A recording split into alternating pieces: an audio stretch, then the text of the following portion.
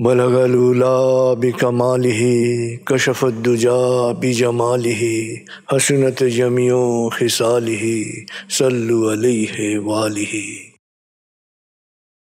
बलगल उला बिकमालिही कशफद्दुजा बिजमालिही हसनत जमियो खिसालिही सल्लु अलैहि वालिही। হাদিস পাঠের আসর। প্রিয় শরীদ, আসসালামু আলাইকুম। আপনার উপর শান্তি বর্ষিত হোক। আমি শহীদ আল বুখারী মহাজাতক হাদিস শরীফ বাংলা মর্মবাণী পাঠের আসরে আপনাকে স্বাগত জানাচ্ছি। পরম করুণাময় আল্লাহ রাব্বুল আলামিনের কাছে গভীর কৃতজ্ঞতা প্রকাশ করছি এই আসরের আয়োজন করার তৌফিক দেওয়ার জন্যে। আমরা জানি, যেখানে পরম প্রভুকে স্মরণ করা হয়, স্রষ্টার মহিমা বর্ণনা করা হয়, যেখানে রসুলের বাণী পাঠ করা হয়, সে আসর আল্লাহর রহমতের ছায়াতলে চলে আসে।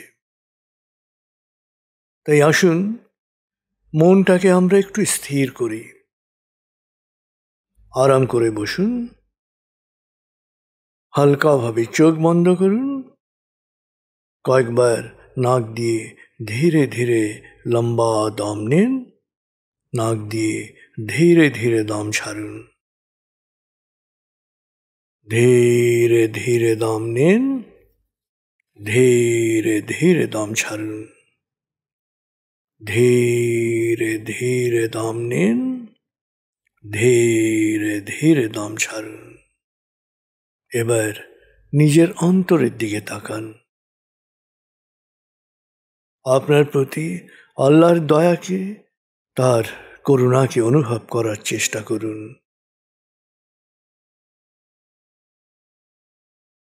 খুব ধীর লয়ে মনে মনে বলতে থাকুন, আল্লাহ আল্লাহ আল্লাহ আল্লাহ আল্লাহ আল্লাহ আল্লাহ আল্লাহ আল্লাহ আল্লাহ আল্লাহ।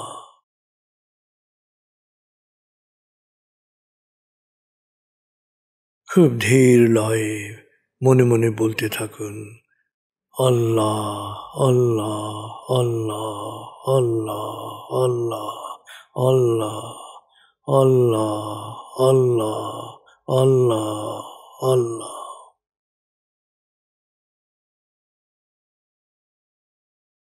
আল্লাহর স্মরণ, আল্লাহর জিকির মনে সবসময় শান্তির একটা প্রবাহ নিয়ে আসে।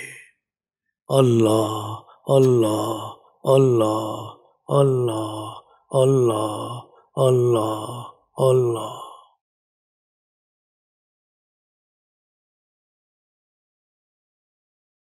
এবার দরুদে ডুবে যান। बलगल उला बिकमालिही कशफद्दुजा बिजमालिही हसनत जमियो खिसालिही सल्लु अलैहि वालिही।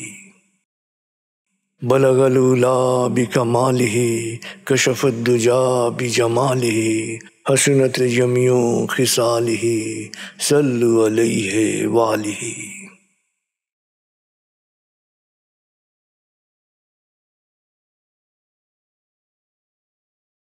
মহানবীর বাণী শোনার জন্যে আপনার প্রস্তুতি সম্পন্ন হয়েছে।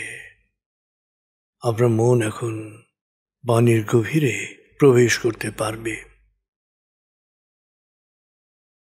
হাদিস পাঠের আসরের ঊনবিংশ পর্বে আমরা শুনব হাদিস শরীফ বাংলা মর্মবাণীর স্বপ্ন প্রসঙ্গের হাদিস 558 থেকে হাদিস 566।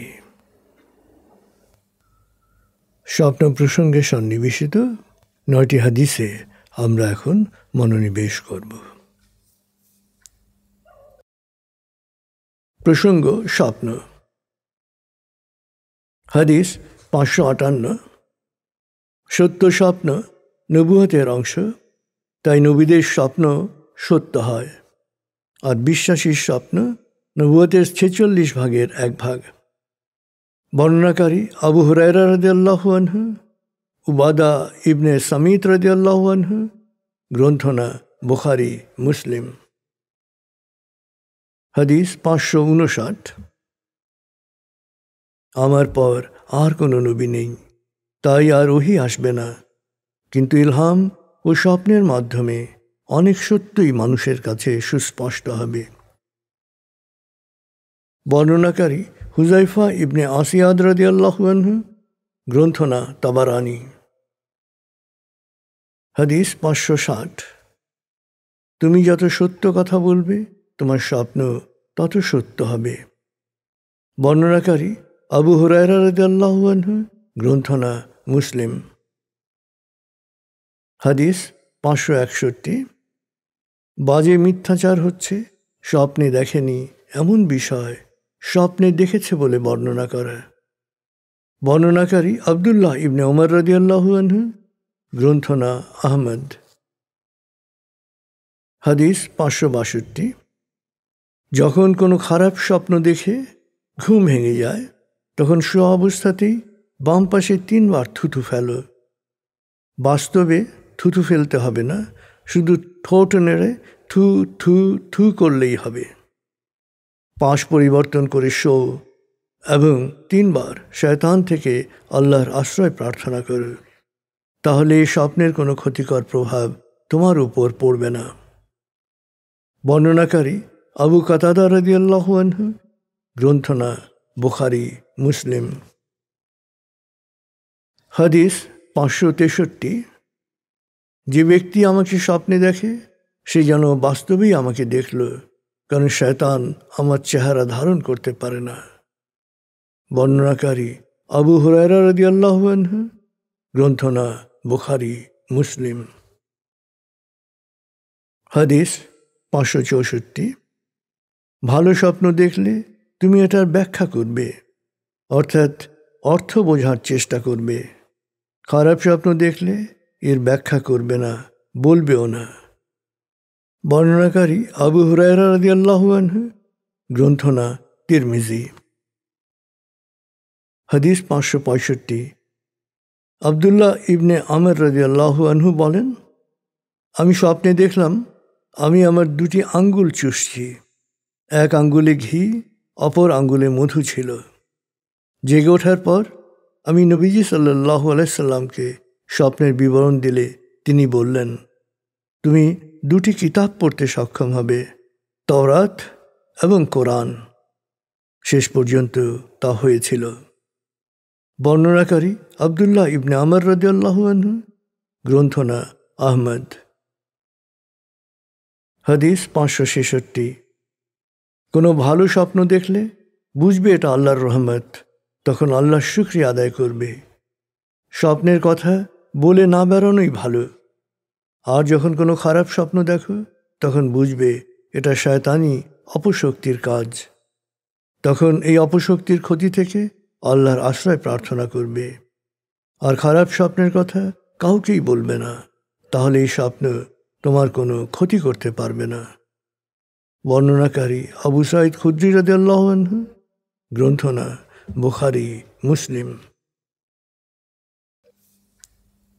প্রিয় শরীদ, আমরা এতক্ষণ মানুষের চেতনার 3য় মাত্রা, যা খুব সূক্ষ্ম এবং খুব তরল এবং রহস্যাবৃত অংশ, স্বপ্ন, এই প্রসঙ্গে নবীজি সাল্লাল্লাহু আলাইহি ওয়াসাল্লামের কয়েকটি বাণী ও নির্দেশনা শুনলাম। আসলে সত্য স্বপ্নকে তিনি বলেছেন নবুয়তের অংশ, আর একজন বিশ্বাসীর স্বপ্ন নবুয়তের 46 ভাগের 1 ভাগ।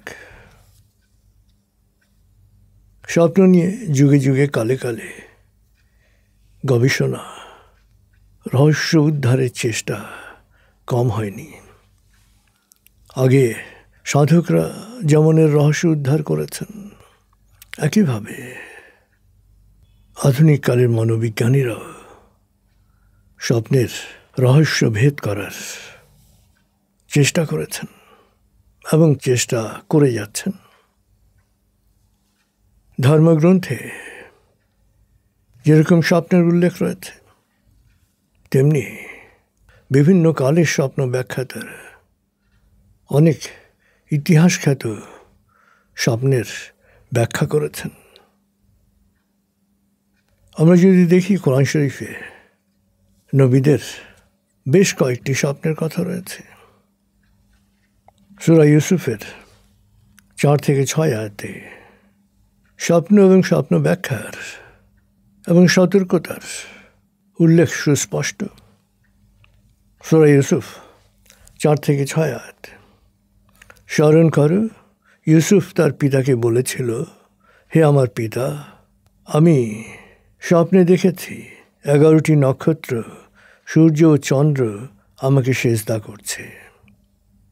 ইয়াকুব জবাবে বলল, প্রিয় পুত্র, তোমার স্বপ্নের কথা তোমার ভাইদের বলো না, বললে তারা ঈর্ষাবশত তোমার বিরুদ্ধে চক্রান্ত করতে পারে।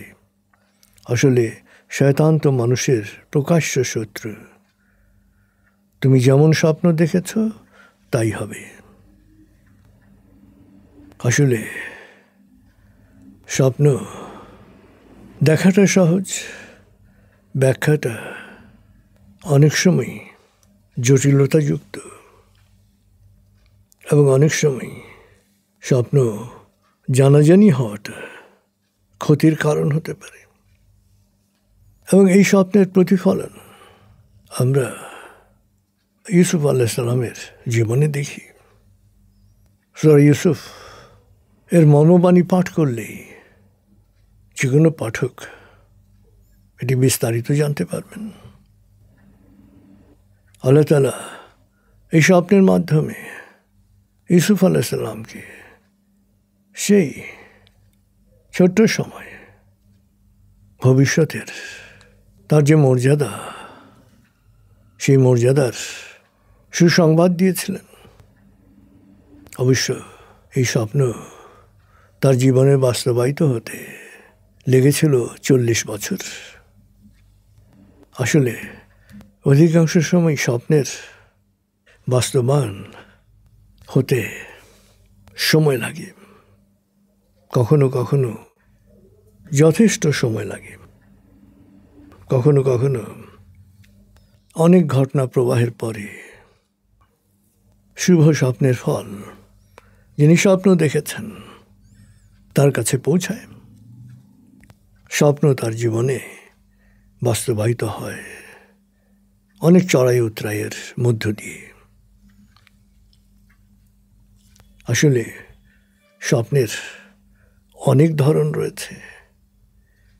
কিছু স্বপ্ন কোনো অর্থ বহন করে না, কিছু স্বপ্ন এটা হিজিবিজি স্বপ্ন, এটা মস্তিষ্কের সারাদিনের কর্মতৎপরতার ফলে যে আবর্জনা জমে, সেই আবর্জনা পরিষ্কার করার একটা প্রক্রিয়া। আবার কিছু স্বপ্ন আছে, ধরেন আপনি স্বপ্ন দেখলেন যে আপনি কাউকে কিছু উপহার দিচ্ছেন। রাতে স্বপ্ন দেখে দিনের বেলায় আপনি তাকে সেই উপহার দেওয়ার মধ্য দিয়ে আপনার স্বপ্নকে বাস্তবায়িত করে ফেলতে পারেন। এই ধরনের স্বপ্নের ব্যাখ্যার কোনো প্রয়োজন হয় না। দ্বিতীয় ধরনের স্বপ্ন হয় সিম্বলিক, প্রতীক স্বরূপ, যেটা ব্যাখ্যা করা ছাড়া অর্থ উদ্ধার করা যায় না। এবং অধিকাংশ ক্ষেত্রেই খুব অভিজ্ঞ স্বপ্নবিদ ছাড়া স্বপ্ন সম্পর্কে গভীর জ্ঞান ও অন্তর্দৃষ্টি সম্পন্ন সাধক বা ব্যাখ্যাকারী ছাড়া এর অর্থ অন্যের পক্ষে বোঝা সম্ভব নয়।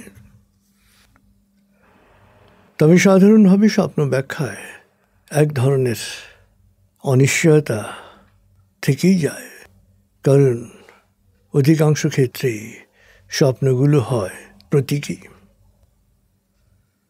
ইবনে কাসির তার আন-নিহায়া ওয়াল বিদায়া তে উল্লেখ করেছেন যে একজন আব্বাসীয় খলিফা স্বপ্ন দেখলেন যে তিনি একটি সিঁড়ির 28টি ধাপ অতিক্রম করে উপরে উঠেছেন। তিনি দরবারের স্বপ্ন ব্যাখ্যাতাদের কাছে ব্যাখ্যা চাইলেন। একজন ব্যাখ্যাতা বললেন যে 28টি সিঁড়ি মানে হচ্ছে আপনি 28 বছর খেলাফতে রাজত্ব করবেন। কিন্তু দেখা গেল যে পরবর্তী 6 মাসের মধ্যেই তিনি মারা গেলেন এবং মৃত্যুকালে তার বয়স হয়েছিল 28 বছর। অতএব এখানে 28টি সিঁড়ি তার 28 বছর রাজত্বের সাথে সংশ্লিষ্ট ছিল না, ছিল তার জীবনের 28টি বছরের সাথে। অতএব যে কোনো প্রতীক ব্যাখ্যা করার ব্যাপারে যথেষ্ট অন্তর্দৃষ্টি দরকার, এবং যার অন্তর্দৃষ্টি যত প্রখর, কলবি জ্ঞান যত ব্যাপক, তার স্বপ্নের ব্যাখ্যা তত সঠিক, তার স্বপ্নের ব্যাখ্যা তত সুন্দর, তত নিখুঁত।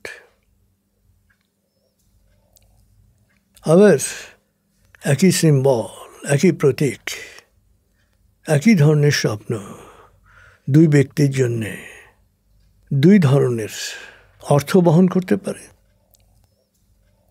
প্রখ্যাত স্বপ্নবিদ আল্লামা ইবনে শিরিন একটি ঘটনার উল্লেখ করেছেন তার বইয়ে। তার কাছে একজন এসে বলল যে সে স্বপ্নে দেখেছে যে সে আজান দিচ্ছে।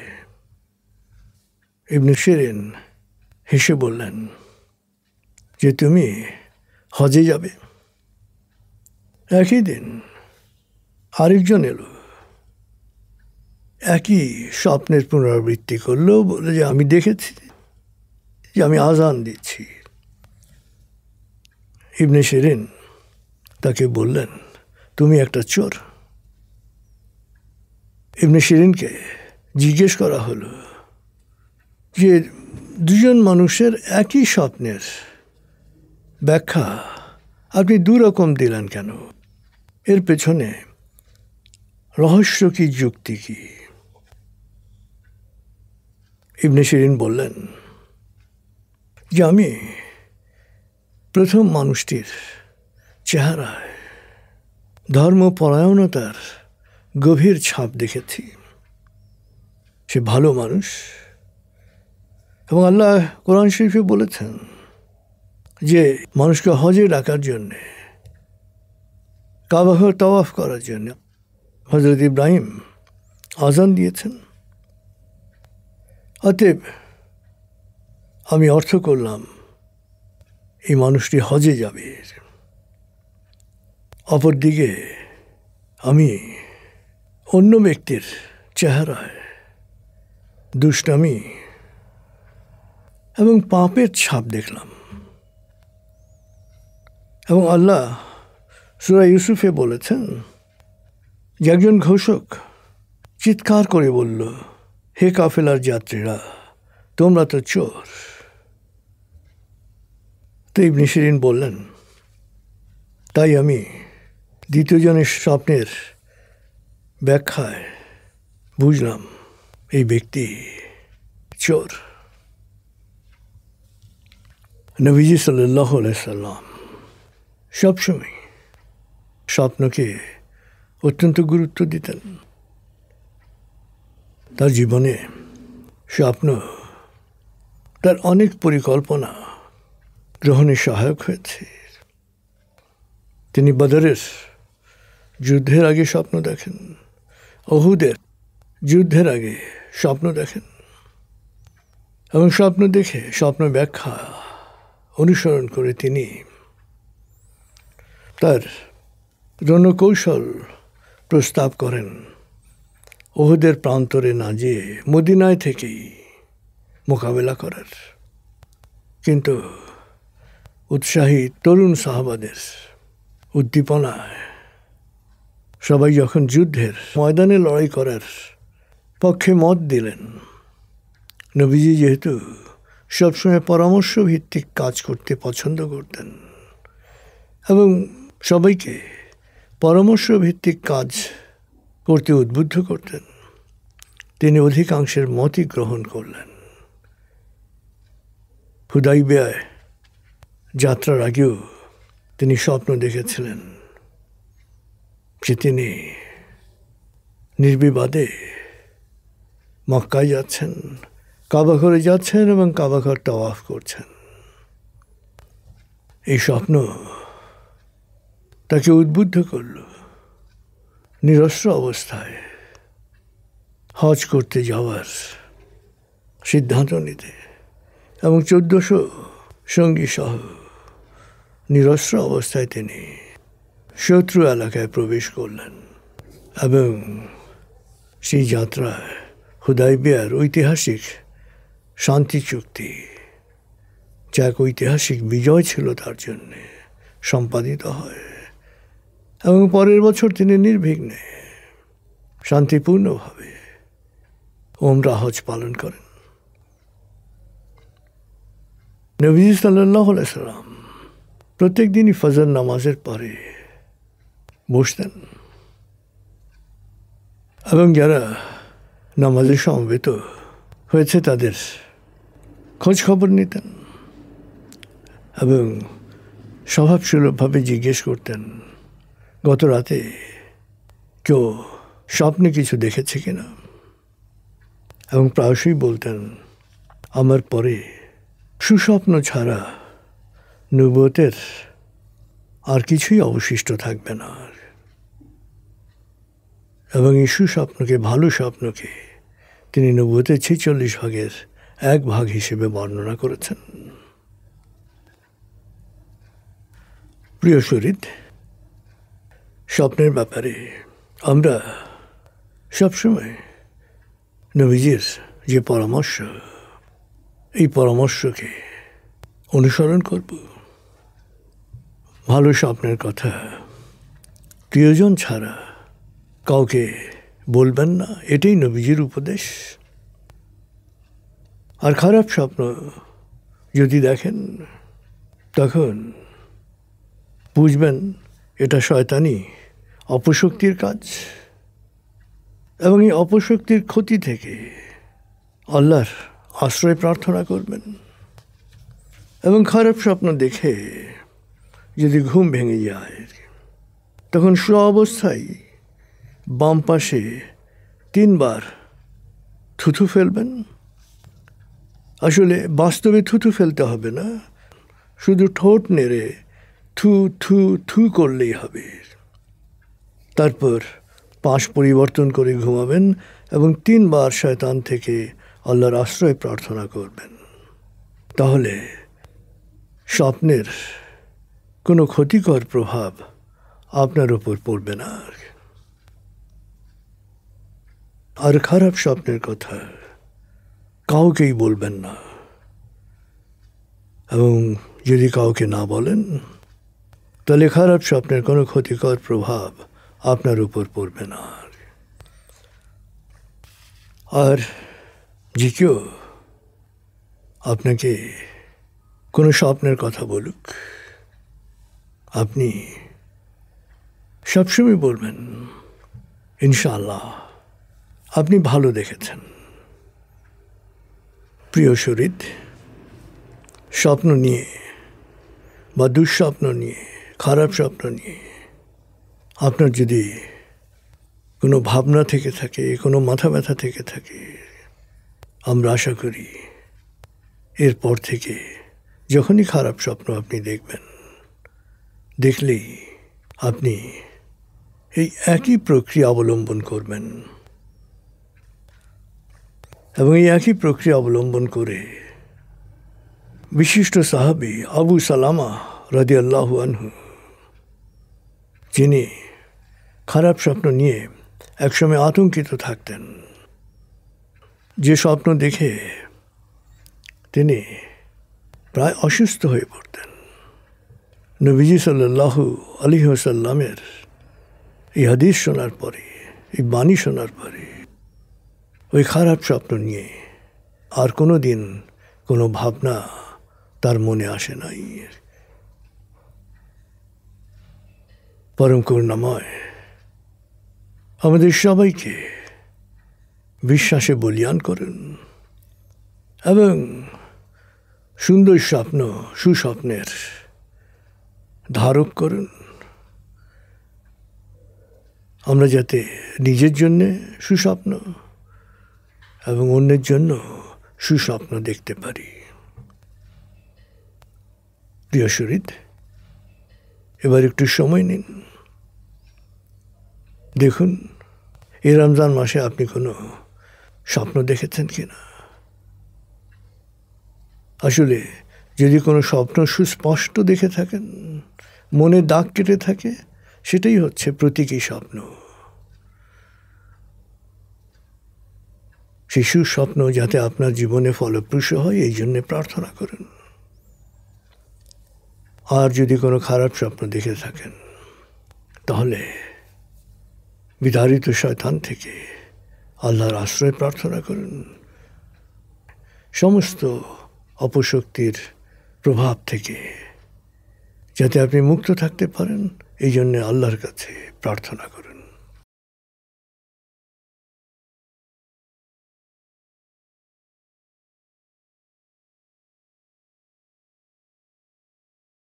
এবার নিজের জন্যে, প্রিয়জনের জন্যে বিশেষ কোনো প্রার্থনা থাকলে সেই প্রার্থনায় ডুবে যান।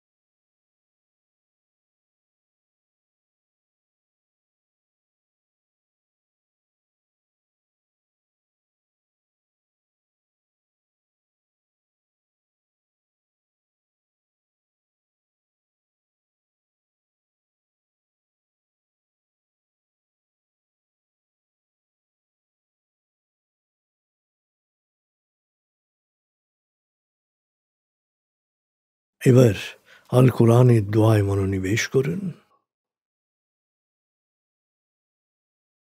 আল কোরআন দোয়া। আল কোরআনের মূল শিক্ষা শুকরিয়া ও দোয়া। শুকরিয়া ও দোয়া আপাত অসম্ভবকে সম্ভব করে, অন্তরে প্রশান্তি আনে, দুনিয়া ও আখিরাতের কল্যাণকে নিশ্চিত করে। তাই আসুন আমরা দোয়ায় লীন হই। বিসমিল্লাহির রহমানির রহিম। সকল প্রশংসা বিশ্বজাহানের প্রতিপালক হে আল্লাহ তোমারই জন্যে। তুমি দয়াময়, মেহেরবান, প্রতিদান দিবসের মালিক। আমরা শুধু তোমারই ইবাদত করি, শুধু তোমারই সাহায্য চাই। প্রভু হে, তোমার প্রিয়জনদের সহজ সরল আলোকিত পথে আমাদের পরিচালিত করে। প্রভু হে, বিভ্রান্ত অভিশপ্তদের অন্ধকার গহ্বর থেকে তুমি আমাদের রক্ষা করো। আমিন। হে আমাদের প্রতিপালক, আমাদের দুনিয়ার কল্যাণ ও আখিরাতের কল্যাণ দান করো। আগুনের শাস্তি থেকে আমাদের রক্ষা করো। হে আমাদের প্রতিপালক, আমরা ঈমান এনেছি, তুমি আমাদের ক্ষমা করো, তুমি আমাদের করুণা করো, তুমি করুণা নিধান। হে আমাদের প্রতিপালক, সরল পথ প্রদর্শনের পর তুমি আমাদের অন্তরকে সকল প্রকার সংশয় ও বিভ্রান্তি থেকে মুক্ত রাখো। তোমার রহমতের ছায়ায় আমাদের রাখো। নিশ্চয়ই তুমি বেহিসাব দানকারী। হে আমাদের প্রতিপালক, প্রতিদান দিবসে আমাকে, আমার মা বাবাকে এবং সকল বিশ্বাসীকে তুমি ক্ষমা করে দিও। হে আমাদের প্রতিপালক, আমাকে জ্ঞান দান করো। হে আমার প্রতিপালক, আমার মা বাবা শৈশবে যে মমতায় আমাকে লালন করেছেন, তুমিও তাদের উপর সেরকম করুণা বর্ষণ করো। হে আমাদের প্রতিপালক, আমরা আমাদের নিজেদের ওপরে জুলুম করেছি। তুমি ক্ষমা না করলে, দয়া না করলে আমরা ধ্বংস হয়ে যাব। হে আমাদের প্রতিপালক, আমরা একজন আহ্বানকারীর আহ্বানে সাড়া দিয়ে তোমার প্রতি ঈমান এনেছি। অতএব তুমি আমাদের সকল গুনাহ মাফ করো, সকল দোষ ত্রুটি মুক্ত করো এবং সৎকর্মশীলদের কাতারে আমাদের শেষ পরিণতি দাও। হে আমাদের প্রতিপালক, আমাদের সবর ও দৃঢ়তা দান করো, অবিশ্বাসীদের বিরুদ্ধে আমাদের সাহায্য করো। প্রভু হে, শয়তানের কুপ্ররোচনা থেকে আমি তোমার আশ্রয় প্রার্থনা করছি। প্রভু হে, শয়তানকে আমার থেকে দূরে রাখো। হে পরওয়ারদিগার, আমাদের এবং বিশ্বাসী অগ্রণীদের ক্ষমা করো। বিশ্বাসীদের ব্যাপারে সকল প্রকার হিংসা বিদ্বেষ থেকে আমাদের অন্তরকে মুক্ত রাখো। আমি আশ্রয় গ্রহণ করছি প্রভাতের স্রষ্টার, আশ্রয় গ্রহণ করছি তার সৃষ্টির অনিষ্ট থেকে, রাতের অন্ধকারের অনিষ্ট থেকে, গ্রন্থিতে ফুৎকার দানকারী ডাইনীদের অনিষ্ট থেকে, হিংসুকের হিংসার অনিষ্ট থেকে, মানুষের অন্তরে গোপনে কুমন্ত্রণা দানকারী জিন ও মানুষের কুমন্ত্রণার অনিষ্ট থেকে, মানুষের অধিপতি, মানুষের উপাস্য, মানুষের প্রতিপালকের নিকট আমি আশ্রয় গ্রহণ করছি। প্রভু হে, তুমি ছাড়া কোনো উপাস্য নাই।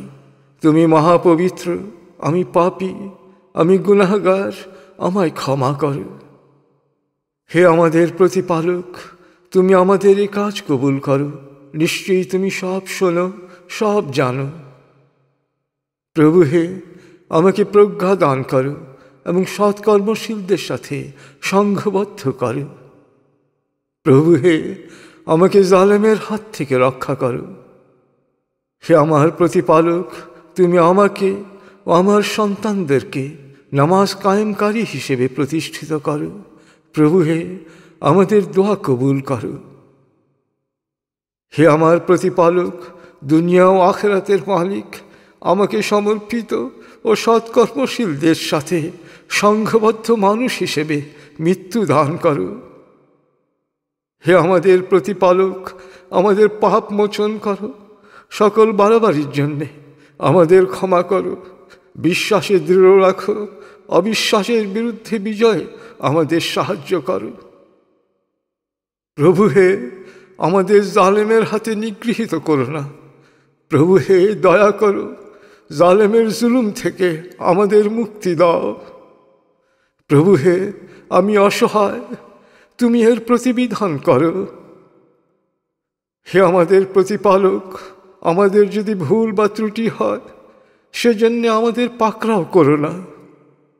প্রভু হে, আমাদের পূর্বসূরীদের উপর যেরূপ গুরুভার অর্পণ করেছিলে, আমাদের ওপর তেমন ভার চাপিয়ে দিও না। প্রভু হে, আমাদের ওপর সাধ্যাতীত কোনো দায়িত্ব দিও না। আমাদের ক্ষমা করো, দয়া করো, তুমি আমাদের প্রভু। অবিশ্বাসীদের বিরুদ্ধে আমাদের সাহায্য করো। হে আমাদের প্রতিপালক, তুমি যা নাজিল করেছ তা আমরা মেনে নিয়েছি এবং তোমার রসুলের অনুসরণ করছি। অতএব সত্যের সাক্ষীর তালিকায় আমাদের নাম অন্তর্ভুক্ত করো। প্রভু হে, আমাকে সৎকর্মশীল সন্তান দান করো। প্রভু হে, আমার হৃদয় প্রশস্ত করে দাও, আমার কাজকে সহজ করে দাও, আমার কণ্ঠের জড়তা দূর করে দাও, যেন সবাই আমার কথা বুঝতে পারে। হে আমাদের প্রতিপালক, আমাদের ধৈর্য দাও, বিশ্বাসে দৃঢ়তা দাও, আমাদের সমর্পিতের মৃত্যু দান করো। হে আমাদের প্রতিপালক, আমরা তোমারই ওপর ভরসা করেছি, তোমারই দিকে তাকিয়ে আছি এবং শেষ পর্যন্ত তোমার কাছেই আমরা ফিরে যাব। প্রভু হে, আমরা যেন অবিশ্বাসীদের নিপীড়নের শিকার না হই। আমাদের সকল অপরাধ ক্ষমা করো তুমি প্রজ্ঞাময়, মহাপরাক্রমশালী। আমার সালাত, আমার কোরবানি, আমার জীবন, আমার মরণ, আমার সব কিছুই মহাবিশ্বের প্রতিপালক আল্লাহরই জন্যে। তিনি একক অদ্বিতীয়, এ আদেশই আমি পেয়েছি। আমি সমর্পিতদের মধ্যে প্রথম। রোগ যন্ত্রণা, দুঃখ কষ্টে আমি জর্জরিত। প্রভু হে, দয়া করো, তুমি পরম করুণাময়। হে আল্লাহ, তুমি আমাদের রক্ষক, তুমি আমাদের ক্ষমা করো, দয়া করো, তুমি সর্বোত্তম ক্ষমাকারী। হে আল্লাহ, আমরা তোমার নির্দেশ শুনেছি এবং মেনে নিয়েছি। আমরা তোমারই কাছে ক্ষমা চাচ্ছি। শেষ পর্যন্ত আমরা তোমারই কাছে ফিরে যাব। প্রভু হে, আমাদের স্ত্রী ও সন্তানদের আমাদের তৃপ্তি ও আনন্দের উৎসে পরিণত করো এবং আমাদের সত্য সচেতনদের আদর্শে পরিণত করো। হে আমার প্রতিপালক, তুমি আমার ও আমার মা বাবার প্রতি যে অনুগ্রহ করেছ, সেই জন্য শুকরগুজার হওয়ার তৌফিক আমাকে দাও। তোমাকে খুশি করার মতো সৎকর্ম করার শক্তি আমাকে দাও। প্রভু হে, অনুগ্রহ করে তোমার সৎকর্মশীল বান্দাদের মধ্যে আমাকে অন্তর্ভুক্ত করে। হে আল্লাহ, সকল ক্ষমতার মালিক, তুমি যাকে ইচ্ছা ক্ষমতা দান করো, যাকে ইচ্ছা ক্ষমতাচ্যুত করো, যাকে ইচ্ছা সম্মানিত করো, যাকে ইচ্ছা অপমানিত করো। তুমি সর্বশক্তিমান, সকল কল্যাণ ও মঙ্গলের আধার। তুমি দিনের আলোকে করো অন্ধকারে লীন, আর রাতের নিকষ আধার ভেদ করে আনো সোনালি সকাল। তুমি প্রাণহীনকে দাও প্রাণ, আর প্রাণবন্তকে করো প্রাণহীন। তুমি যাকে চাও বেহিসাব রিজিক দান করো। হে আল্লাহ, সকল ক্ষমতার মালিক, তুমি আমাদের ক্ষমা করো, তুমি আমাদের কবুল করো। আমার ত্যাগ, আমার স্মরণ, আমার মেধা, আমার মনন, আমার কলম, আমার বচন, আমার শক্তি, আমার ধন, আমার জীবন, আমার মরণ, আমার সব কিছুই মহাবিশ্বের প্রতিপালক হে আল্লাহ তোমায় করছি সমর্পণ। অনন্ত অসীম দয়াময় প্রভু, তুমি নিরঞ্জন। তোমার রহমতের ছায়ায় আমায় রাখো সারাক্ষণ। আমার ত্যাগ, আমার স্মরণ, আমার মেধা, আমার মনন, আমার কলম, আমার বচন, আমার শক্তি, আমার ধন, আমার জীবন, আমার মরণ, আমার সব কিছুই মহাবিশ্বের প্রতিপালক হে আল্লাহ তোমায় করছি সমর্পণ। অনন্ত অসীম দয়াময় প্রভু, তুমি নিরঞ্জন। তোমার রহমতের ছায়ায় আমায় রাখো সারাক্ষণ। আমার ত্যাগ, আমার স্মরণ, আমার মেধা, আমার মনন, আমার কলম, আমার বচন, আমার শক্তি, আমার ধন, আমার জীবন, আমার মরণ, আমার সব কিছুই মহাবিশ্বের প্রতিপালক হে আল্লাহ তোমায় করছি সমর্পণ। অনন্ত অসীম দয়াময় প্রভু, তুমি নিরঞ্জন। তোমার রহমতের ছায়ায় আমায় রাখো প্রতিক্ষণ। আমিন। পরম করুণাময় আমাদের হাদিস পাঠের আসরকে সৎকর্ম হিসেবে কবুল করুন এবং আজকের আসরে অংশগ্রহণকারী সবাইকে দুনিয়া ও আখেরাতে সফল ও সম্মানিত করুন। আমিন। খুদা হাফিজ। আসসালামু আলাইকুম। আপনার উপর শান্তি বর্ষিত হোক।